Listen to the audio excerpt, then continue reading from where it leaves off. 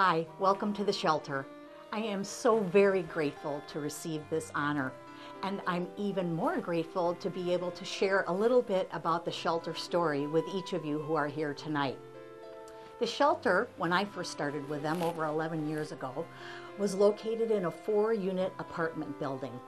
Our security was woefully lacking, and we had no space to have birthday parties. We had 20 beds, and at that point in time, we were turning away as many women and children as we were able to help. Shortly before I started at the shelter, Ken Venturi, who lived on Marco Island and is the CBS golf analyst and commentator, his wife Bo had been a volunteer at the shelter. Unfortunately, she died of brain cancer, and he wanted to be able to do something to honor her memory.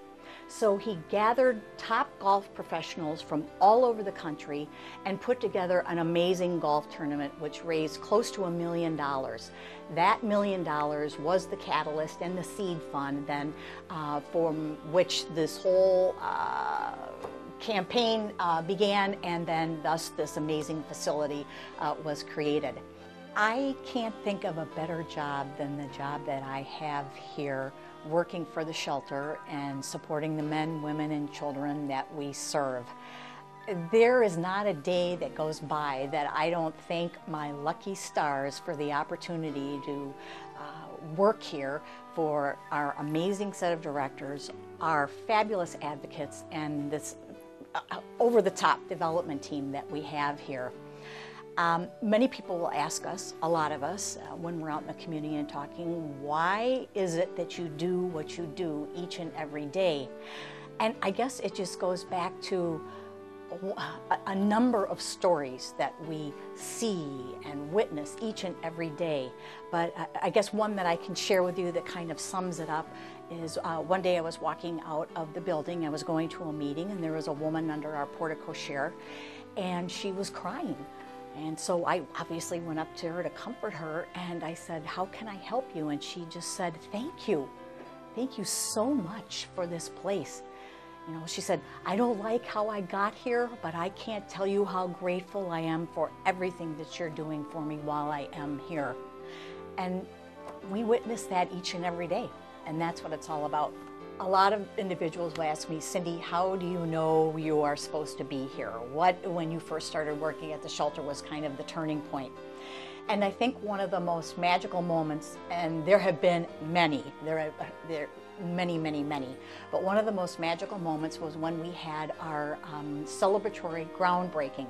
And since this is a secure site, we didn't really want to have a huge community groundbreaking right here where the building was going to be. So we went to Eagle Creek.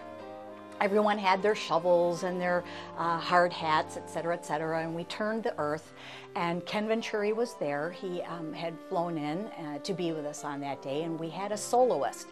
Now, mind you, Ken had always felt that the butterfly, which is also one of our symbols, always reminded him of Bo. And he and his friends would often say when they were out golfing and you know, visiting with one another, that when they would see a butterfly, that was Bo and the spirit of Bo with them. So we get going through the program, and we have a soloist get up, and she's singing a song, and in the middle of her song, a butterfly comes and lights on her shoulder and does not move and stays there for the entire rest of the song.